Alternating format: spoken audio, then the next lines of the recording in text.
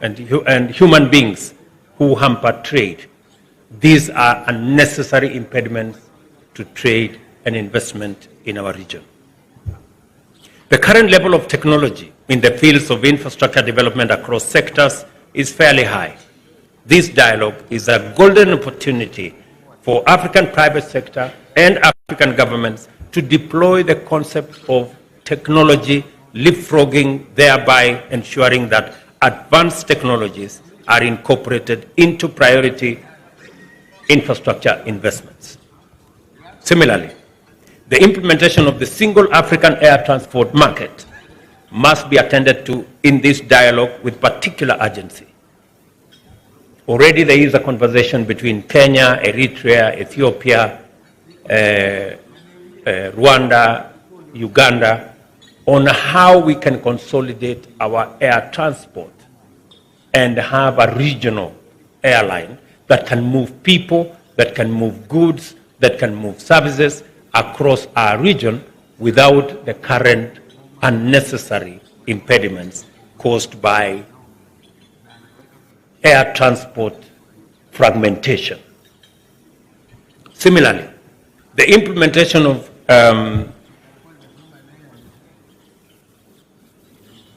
this will define the opportunities for private sector to invest in a liberalized air transport sector and enhance our air traffic penetration from the current 14.5%. African integration will also benefit significantly from this endeavor. The overarching methodology of the Africa we want is to transcend all the shortcomings, gaps, and vulnerabilities currently impeding Africa's progress and potential by redefining them as transformational opportunities for private-public collaboration. Public-private partnerships have the potential to augment the program for infrastructure development, as well as the African Development Bank's initiative to facilitate projects aimed at bridging the continent's infrastructure gap to sustainably support connectivity. I will give you an example. We're now diversifying on how to transport energy. We do not have to invest as government on transmission lines. We believe the private sector can invest in transmission lines so that we can pay a willing charge as government, leverage on the expertise of the private sector, on the resources of the private sector, enhance private sector capacity to be able to work with us as governments on the delivery of public programs, whether it is supply of energy, whether it is transmission of energy, or in the case of Kenya, we are now having a whole program on how to deliver water on a water purchase agreement instrument that allows the private sector to work with us in ensuring that we can deliver water, for drinking, for irrigation, for use by livestock, to our people. And therefore, there is opportunity for the private sector to work with the public in areas that were considered strictly public goods space.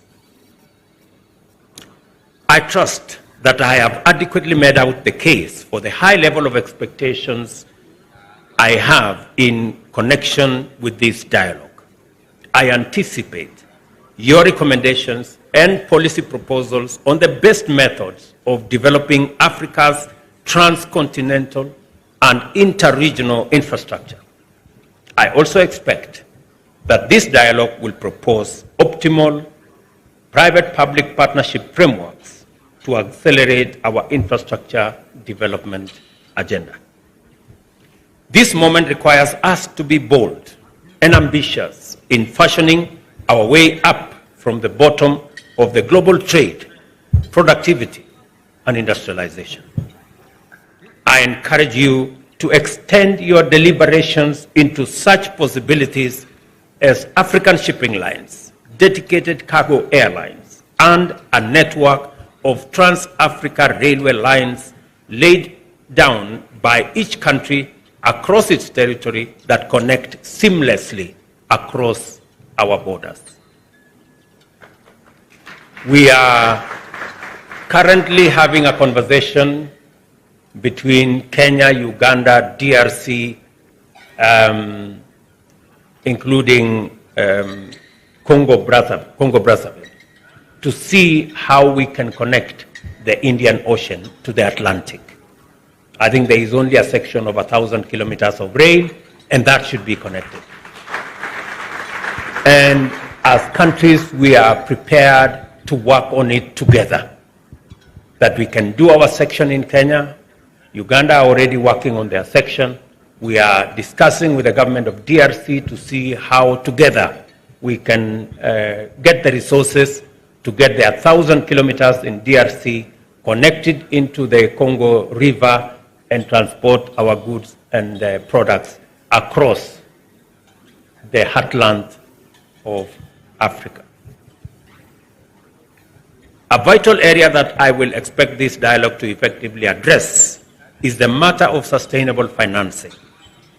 The opportunity is ripe for governments to collaborate with the private sector and establish a strong institution capable of de-risking African infrastructure development financing. The partnership between Afreximbank and ACFTA Secretariat for purposes of establishing an adjustment fund is timely, highly appropriate, and commendable. Such a fund would cushion countries against short-term revenue losses and support eligible private sector firms to upscale operational capacity in order to undertake projects and other opportunities on a continental scale. It is also imperative that we proactively seek a resolution to the disparities in currencies and the consequential impediments it poses to intra-African trade. Trade, ladies and gentlemen, cannot take place without efficient and a unified payment system. Although there has been introduction of several regional payment infrastructure in the continent, we lack a single system that seamlessly facilitates trade among all our nations, eliminating the obstacles posed by varying currencies. I am, however, delighted to note that Afreximbank, in its mandate to facilitate intra-Africa and extra-Africa trade, embarked on building a centralized payment and settlement system to support trade under the ACFTA. It is called the Pan-African Payments and Settlement System. Banks and payment providers can plug directly to it to enable secure and instant payment in local currency. The system is designed to reduce or eliminate the challenges of cross-border payments and by so doing, accelerate intra-Africa trade. Let me say this. I think it is important for the trade ministers who are here.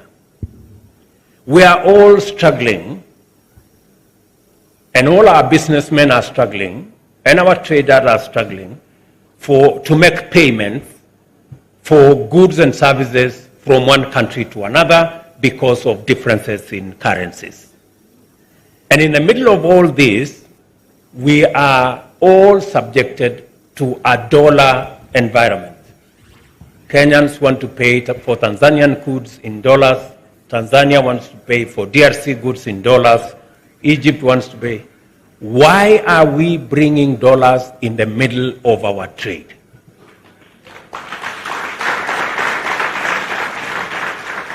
This is the question we should be asking ourselves. And in the process, all our business people are stranded. Egypt cannot pay for our tea because they are looking for dollars. We cannot pay for their sugar because we are also looking for dollars. You know?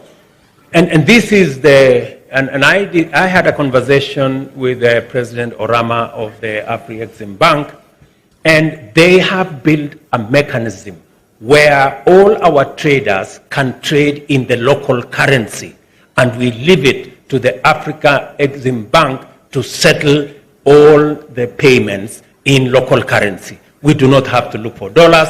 Our businessmen, our business people, our traders will concentrate on moving goods and services and leave the arduous task of currencies to Afri-Exim Bank. I know we are all trying to see, because of what the dollar has done to all our economies. The dollar has moved from less than 1% in the US to about 5.2%. With that movement, and I am told it is the steepest rise in interest rates ever since the US established their mechanism. That steep rise has caused us unnecessary trouble. I think it is important for us to figure out. Many of us are saying, oh, maybe we should move away from the dollar to the yuan. Maybe we should move away from the dollar to another currency. I suggest that we have a mechanism where we can settle all our payments, whether between our countries or externally, using our local currencies, and we have a mechanism like the one that has been put up by the Afri-Exim to settle all that, so that we don't have to be hostage to any one currency or the other.